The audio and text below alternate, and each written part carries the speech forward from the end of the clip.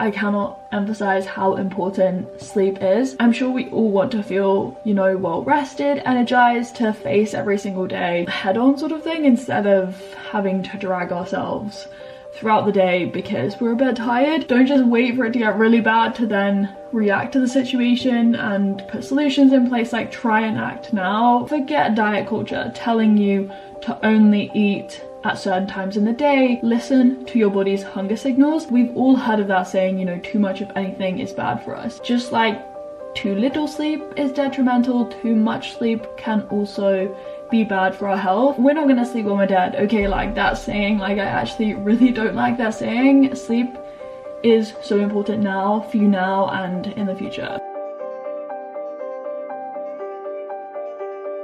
Hi guys, my name is Holly if you're new around here, and this channel is all about investing in the health of you right now, but also like thanking yourself a few years down the line because you've given a bit of thought to the health of future you as well. And this video is all about tiredness, fatigue, that feeling that I'm sure a lot of us have experienced. We can all relate to, you know, not wanting to get out of bed in the morning but wanting to scroll on your phone for hours late at night. Like, we've all been there. It's also the norm, it seems, in like our current society. When you ask someone how they are, you'll often hear them say they're a bit tired, you know, like it's a default state. So how this video is gonna work, I will give you guys a very common mistake that we often all make, you know, something that's keeping us tired, and then follow up with a solution or like examples of small but like very realistic changes you can make to avoid being tired. So yeah, I hope you guys enjoy this video and find it useful. Definitely give it a thumbs up if you do. Hit that like button down below. And I will also say, because it is the Black Friday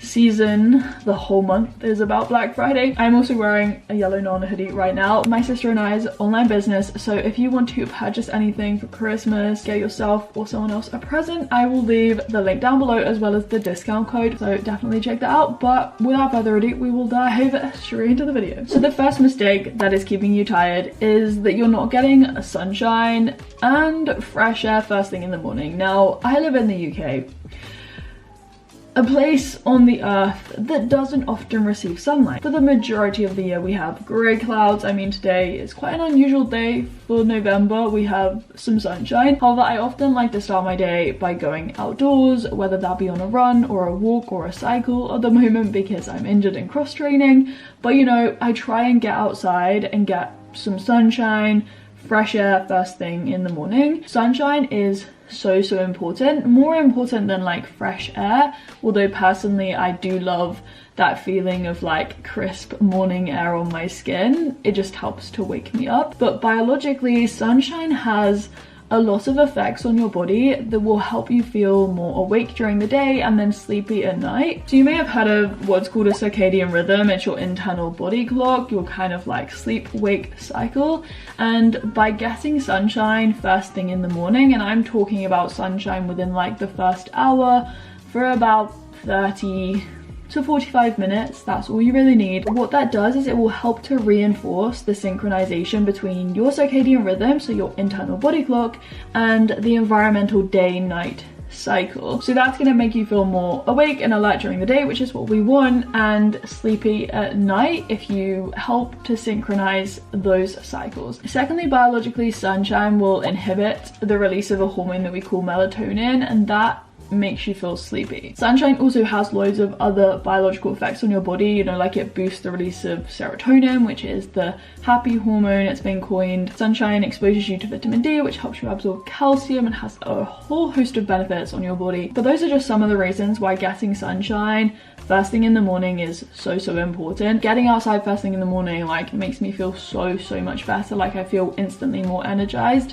And as I said, some solutions to this. So this might involve like slightly changing your morning routine, but it doesn't have to be that drastic. So as I said, you could go on a walk first thing in the morning, like you could work out outside. You know, like I like to combine movement with fresh air and sunshine, but you don't have to do that. You could just simply sit outside and eat your breakfast. I mean, that might be really cold in the winter in like the UK and European countries and anywhere else in the world where it is cold in the morning, but you know, you could simply do that. Instead of eating breakfast, you could journal or read, for example. But a really simple hack is to just open your curtains first thing in the morning, or like open your blinds. And a hack with blinds, what I do is I will often rotate my blinds backwards, so that when the morning does come and the sun rises, like the rays penetrate through the blinds and they enter my room, instead of like closing them the normal way, as it were. But yeah, it's just the exposure to sunshine which is really important, and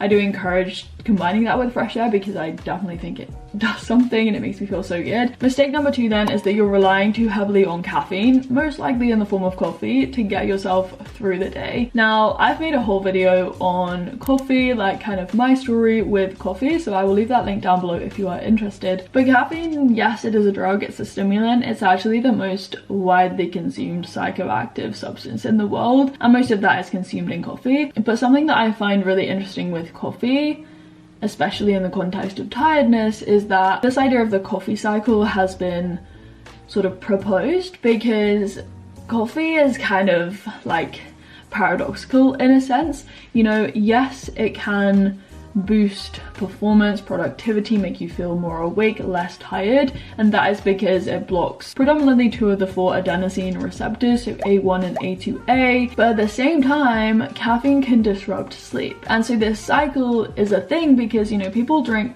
coffee, say, to boost productivity, to make them feel more awake and alert and improve cognition and stuff like that, but then it might disrupt their sleep. And so sleep deprivation will make you feel more tired the next day. You know, you might have deficits in cognition, alertness, wakefulness, stuff like that. And so you drink more coffee. And then the cycle begins again because it's going to disrupt your sleep. And so this is the vicious cycle, as it were, the coffee cycle. So things to remember about coffee then. It has a mean half-life of 5 hours, so if you drink it too late in the day, it's going to potentially disrupt your sleep. And studies show that, you know, caffeine's effect on sleep is dose related, so the more coffee you drink, the more it's going to impact your sleep quality. I also know that coffee, to make you feel more awake, is often the more convenient option. You know, we live in a society that strives for convenience. A model actually showed that 200 milligrams of caffeine was equivalent of getting 3 more hours of sleep. But personally, I think it would be so much better for you now and in the long term to invest in getting better quality sleep as opposed to relying on coffee. Everyone is also different when it comes to caffeine, and so as I said before, like, it has a mean half-life of 5 hours, but lots of factors like genetics, whether you smoke or not, pregnancy, oral contraceptives can affect its half-life and how it's metabolized. But my rule with coffee, you know, because I do drink it, I don't drink it every day, but I enjoy the taste. Now, why is there a fly in my room? Like, why? Sorry. But my number 1 rule with coffee is if it affects my sleep, I will not drink it. And so some solutions here, I'm not saying you have to completely cut coffee and caffeine from your diet, but what I would say is have a rule with yourself, be strict with it. You know, I don't drink coffee. If I am going to drink coffee one day, I don't drink it past 12 noon. Don't drink too much. I mean, maybe you know you drink a lot of coffee and it is disrupting your sleep, and in that case maybe you need to slowly reduce your caffeine intake and your coffee intake. Recently I bought a coffee alternative. Now I know these are maybe controversial. I mean, you could drink decaf, which still contains a bit of caffeine, and depending on you and how sensitive you are to caffeine, that might be better. But yeah, you could also rely on better sources of energy to, you know, make you feel more awake, which will lead me on to my next point. Mistake number 3 then. Why is this fly like in my room? Like, please go away. If I see that one more time, I'm done. Mistake number 3 then, as I said, leads on from my last solution, but it is to say that you are tired all the time because you are not fueling your body properly and you're not eating enough, and you're not eating enough of the right foods. Forget diet culture telling you to only eat at certain times in the day, to drink water when you feel hungry, to, like, you know, restrict and count calories. Like, forget diet culture, okay? Listen to your body's hunger signals. Eat 3 nutritious, well-rounded and balanced meals with carbohydrates, fats, proteins, everything in one. Eat those proper meals. Don't just rely on snacks throughout the day to get by, and then eat snacks as well between meals if you feel hungry. As I said with coffee before, and like with snacks, like snack foods, they're really convenient. It's very quick to just buy a snack, buy some crisps, buy some sweets and chocolate and stuff, and it's easy and a fast option. But like investing a bit more time into meal prepping, or you know, making yourself a proper meal as opposed to just relying on snacks and processed and ultra processed foods, which again I recently talked about in a video. But you know, like investing time into planning your meals and actually eating proper meals will give you so much more energy than just relying on like snacks throughout the day. Personally, you guys know, if you've followed me for a while, I eat a plant-based diet focused on whole foods predominantly, but my main solution here is to stop relying on caffeine and snacks throughout the day and to actually make yourself proper meals through proper meals and have snacks in between, and just honor your hunger signals. Okay, if you are hungry, you're hungry. You don't just want water. Mistake number 4 then is slightly different, but you are spending time on your phone first thing in the morning, and often too much time, because we all know how addictive TikTok and social media apps are. They're designed to make you use the app, stay on the app once you're on it. And personally, I'm in a lose-lose situation when I use my phone first thing in the morning. First of all, it leaves me with a headache, and that's probably because first thing in the morning, you know, I haven't had anything to drink, I'm not well hydrated, and looking at a small screen just makes it worse. But then secondly, I try and sleep that headache off. So, you know, not only have I given myself a headache, but I also sleep for longer and don't get out of bed because of the headache. So as I said, lose-lose situation, and I just would not advise going on your phone first thing in the morning. So the solution obviously to this one is to not use your phone first thing, but in terms of how you can do that, how you can make a change, the first, which I think is definitely the best, is to invest in a proper alarm clock or use something other than your phone to set alarms. Personally, I don't do this, and I think I really need to make this change, because if your phone is the alarm, like, there is a temptation then to use your phone first thing. If you're using something different to set an alarm, then on top of that, you can put your phone in a different room or outside your room so it's nowhere near. And then the alternative solution, like if you do still use your phone, like myself, to set an alarm first thing in the morning, make sure you keep it on sleep or sleep mode so that you prevent all your notifications and stuff like that coming in until like at least an hour after your alarm. So don't turn the sleep off when your alarm goes off, turn it off like an hour or even 2 hours afterwards, so that again you're reducing the temptation to use your phone. Mistake number 5 is that you're not protecting your nighttime routine, or you don't have a proper night routine. Now I personally wouldn't say I'm in the best position with this, and you know, that's just to say that I'm human, I make mistakes, I'm not perfect, I don't do all of these seamlessly, but you know, like, your night routine is very, very important. I often go through phases. Sometimes I'm so excited to sleep, other times I'm like, oh, I really just don't want to go to sleep right now. But like, at the end of the day, sleep is so important, and you will feel so much better, like so energized and refreshed and rejuvenated after a good night's sleep, and that comes with a good night routine. So in terms of solutions, things you can do, the first thing I think is you definitely need to like have at least an hour where you start to wind down before you go to bed. Like, set a time when you want to be in bed, and an hour before you want to start calming down, winding yourself down. Try and avoid screens if possible, especially like small screens with very like bright light, because as I said before, light as a stimulus, it inhibits the release of melatonin, which is going to make you feel sleepy, and we don't want that at night. So try not to use screens, or if you do, like, dim the brightness. Something that has always helped me with regards to sleep is reading before bed. Mistake number 6 then is that you're just sat at your desk all day and you're not moving your body enough. Like, I can say hands down, I am very often at my desk. You guys see me at this desk all the time. I'm filming here right now, and I feel very sluggish if I've spent the whole day at my desk. My muscles feel really tight, my glutes are really sore, my joints are really like stiff, just because I've sat down all day. Like, literally my bum hurts so much if I've been sitting down too much, and sometimes I need to do that if I'm working a lot, but I try not to if I can, because with exercise and movement generally, yes, it uses energy, but like with sunshine in the morning, it has a whole host of benefits on your body that will make you feel good and feel energized. It causes the release of endorphins, which makes you feel happy, not necessarily like not tired, but that endorphin rush is so energizing, I find. And I always sleep so well after a day where I've been on a long run. Now, I'm not saying you have to go and run a marathon or run like this crazy distance to, you know, move your body and to make you feel sleepy in the evening. I'm not saying that. I'm just encouraging you guys and reminding you to like move your body, and it can be movement in any way that feels good for you. Stretching and yoga and Pilates can be really useful.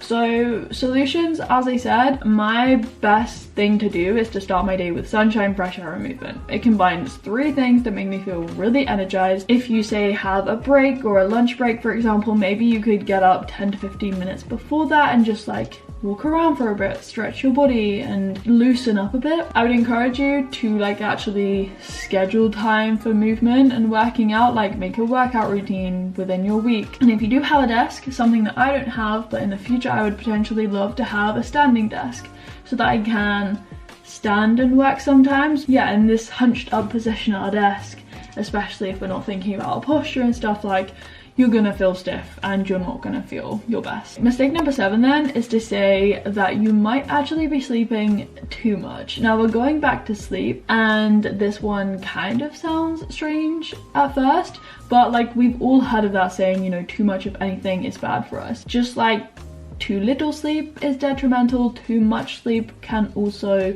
be bad for our health. There is a medical condition called hypersomnia. It's where you sleep too much and it leads to feelings of tiredness and like low energy levels amongst other things, and too much sleep can actually increase your risk of like cardiovascular disease, diabetes and obesity. So there are things to be concerned about beyond, you know, feeling tired if you sleep too much. And the reason why this probably is because it upsets your circadian rhythm, so your body clock, your internal body clock. You know, if you're waking up midway through the day and that fly is actually back, I'm so sorry. If you wake up like, I don't know, at 12 noon, beyond that in the afternoon, and you're just starting your day then, you're obviously not going to feel sleepy when the sun sets and we should be going to bed with the environmental day-night cycle. So solutions to this, obviously, as I said before, like protect your night routine, like have a night routine. Also have a morning routine so you get out of bed in the morning. Like aim for 7 to 8 hours of sleep. And what you might be doing is you might be lying in bed on your phone, so that might be causing the oversleeping. So again, try and be mindful of where you put your phone in the morning. Like maybe put it outside, use something else to set an alarm, as I said before. Get out of bed and immediately do something. So I always wake up and drink water first thing, and you need to almost like attach something to you waking up out of bed that will keep you up, instead of just getting up to turn the alarm off and then walking straight back into your bed to just fall asleep again. The last mistake then, number 8, because I have 8 in total, is that you're just simply not motivated. And this one is definitely from personal experience, from recent personal experience, and this might be psychological, but I feel like when I'm not motivated, I'm in a bit of a slump, a rut, a low. I just feel more tired. Like I convince myself, this fly is actually back, get away. Whoa, now I've lost the pen. Everything is going wrong, just like I was saying, like everything goes wrong. My theory is that when you're not motivated, everything just starts going wrong, and so you probably will end up tired, alongside it being maybe psychological. You know, when I'm not motivated, I'll stay up too late, I'll go on my phone before bed, I won't wake up in the morning, I'll go on my phone, I won't want to move my body and exercise and stuff like that. And I've hit this low right now because, you know, I'm injured and I've fallen out of a lot of my routines that hold me up and, you know, make me feel my best and energized and not tired. So like I do feel like there is definite truth to this. So my solution to this, and I did this recently, is to start setting yourself goals now. I recently made a video where I kind of like set my 2024 goals now. If you start setting things in place now, it will really help you get going, feel more motivated. And over the past 2 weeks, you know, I felt a lot better having done this. And the second thing I would say is just like have a big reset. Like if you've got these morning and night routines, maybe they're not working for you, maybe you need to do something different and spice it up a bit. So yeah, that is today's video. I really hope you guys enjoyed it. Going forwards, I said this on my Instagram recently, but I will be posting every Sunday, so a new video long form video every Sunday and then shorts throughout the week. But yeah, definitely like it, as I said before, if you enjoyed it. And something you can do from this video, you know, if you've recently responded with, you know, oh, I'm a bit tired to someone, then try and do something about that. Don't just wait for it to get really bad to then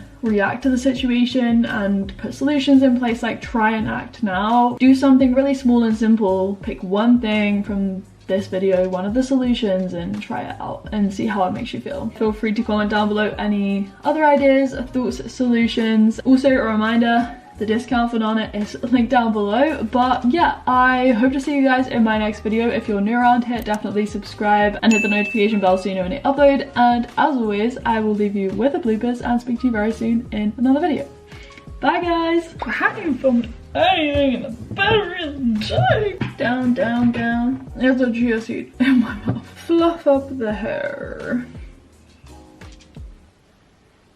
What the hell? My name is Holly, and if you're new around here, this channel is not about doing my hair. Yeah, it's just not about that. So in this video, I'm not gonna be playing with my hair the whole time. Like, please just give me a moment to just deal with this. Go away, fly! For God's sake. If that fly comes one more time, I'm not gonna whack it, but I'm getting out of the room.